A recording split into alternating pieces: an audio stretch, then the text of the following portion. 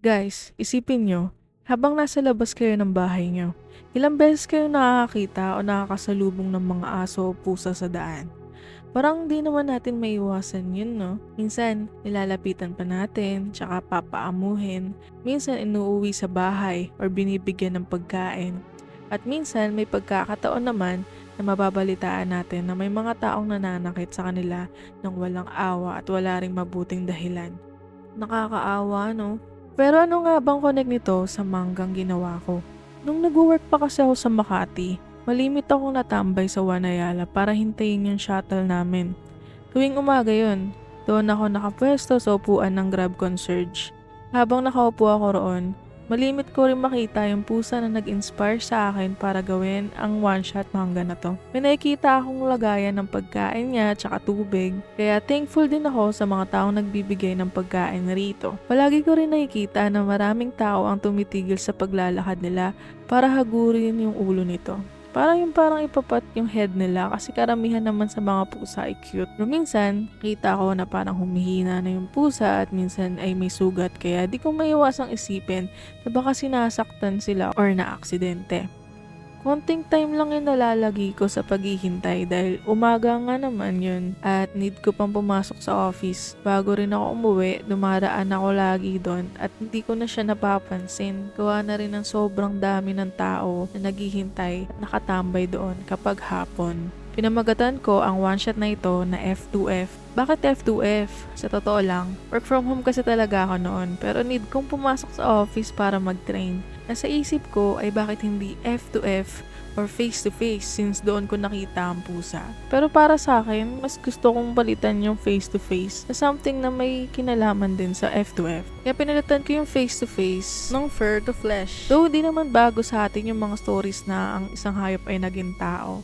Special mention ay ang Fruits Basket and Wolf Children. So I think having this kind of concept was a cliche one. Di naman yun yung naging dahilan para tumigil ako sa paggawa. Sa totoo nga, recycle na lahat ng mga stories natin ngayon.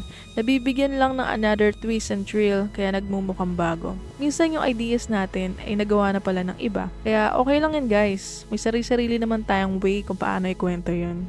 If gusto nyo basahin in your own pace ang one-shot na F2F, feel free to visit my Global Comics page at kung gusto nyo pakinggan ang story nito ay maaaring manatili lang din dito. Tara basahin natin. Sa isang lugar sa Makati, makikita natin na mahimbing ang tulog ng isang pusa sa sahig ng entrance ng isang building.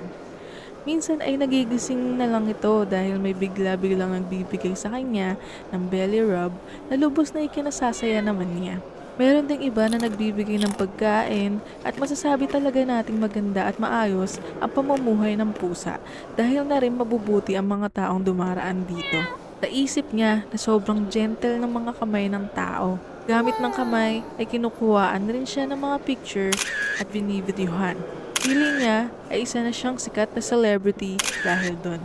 Bigla niya rin naisip na baka swerteng mabuhay bilang isang tao na may mahahawakan kang kamay ng taong minamahal mo. At dahil dyan, nasabi niya sa sarili niya na gusto niya rin maging isang tao. Isa lang yun na wish na alam niyang imposibleng mangyari. Ngunit isang araw, may naabot siya na isang mahiwagang liwanag. At sa isang iglap, ay bigla siyang naging tao. Nakita niya galing sa kanyang dalawang mata na yung dating maliliit na mga paa niya ay naging kamay na tulad sa mga tao. Nagulat siya dahil imposible nga namang mangyari yun. Pero sa kasamang palad, kumbaga nasa wrong place and wrong timing siya. Nakita siya ng isang masamang lalaki at walang atubiling sinuntok siya sa kanyang buka. Ito yung mga uri na tao na walang pakialam sa iba at kung trip niyang manakit ay gagawin nila. Kakilala man ito o hindi. Dinala siya nito sa basurahan at iniwan. Nagtatanong siya sa isip niya na kung bakit siya sinaktan ng taong dating niyang hinahangaan. Natampian ang kanyang mukha ng liwanag at naanigan niyang may paparating. Nang lumapit sa kanya ay isang homeless person na nakawitness ng pambubugbog sa kanya. Di naman niya matulungan ito dahil gawa na rin ng katandaan at takot na baka ibaling sa kanya yung galit ng lalaki. Ang tanging magagawa na lang niya ay tulungan at bigyan ng damit na pwedeng suotin. At sinabihan niya rin ito na kung nagugutom ito ay huwag siyang mayang pumunta sa baro-baro niyang bahay. Lumipas ang 5 taon, natutunan din niyang magsalita ng pakonti-konti. Nagpapasalamat rin siya sa matandang lalaki dahil tinulungan siya nito noon. Hindi na rin siya bumalik sa pagiging pusa. Sa 5 taon na yon, marami siyang realization sa mundong ginagalawan natin na hindi lahat ng kamay ng tao ay gentle at hindi rin lahat ng tao ay mabubuti. Exempted lang yung matandang lalaki at yung mga taong tumulong sa kanya nung pusa pa siya. Itinuring siyang anak nito at nag-aampon din sila ng mga galang pusa. May mga time na di niya pa rin maiwasan yung cat nature niya, pero pakonti-konti ay tuluyan na siyang natututo na maging tao at magbasa ng libro. Magkakaroon man siya ng chance mamili kung anong gusto niya maging, mas pipiliin na niya maging pusa na lang na walang iisipang pang iba. At doon nagtatapos ang aking one-shot na F2F.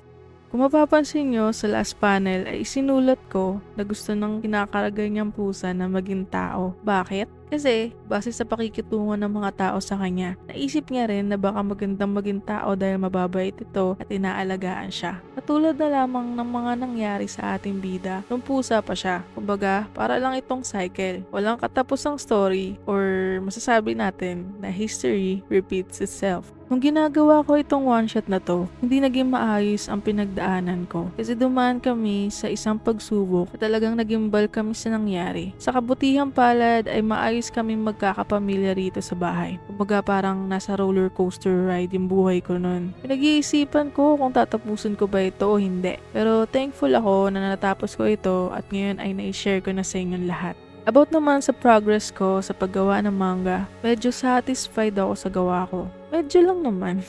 Ang main manga artist inspiration ko rito ay si Oshimi Sensei na kilala sa manga niya na Blood on the Tracks and Flower of Evil. Pansin ko lang yung mga white spaces sa panel niya, especially sa Blood on the Track. Since experimental pa that time yung art style ko, like ko lang yung ganong concept and also the psychological genre. Pag nakikita ko nga sa gawa ko yung mga white spaces, parang nasobrahan naman ata. Ang F2F one-shot manga ko ay isang lesson learned.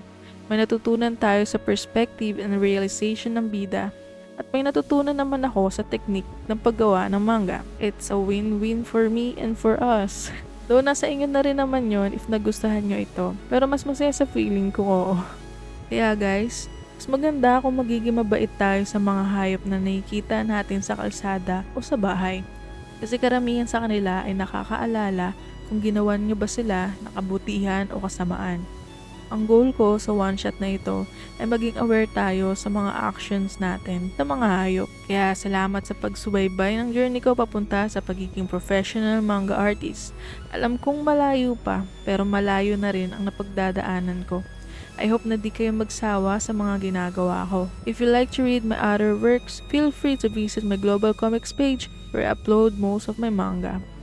Sa susunod ulit, Mina Paisendes, Matane!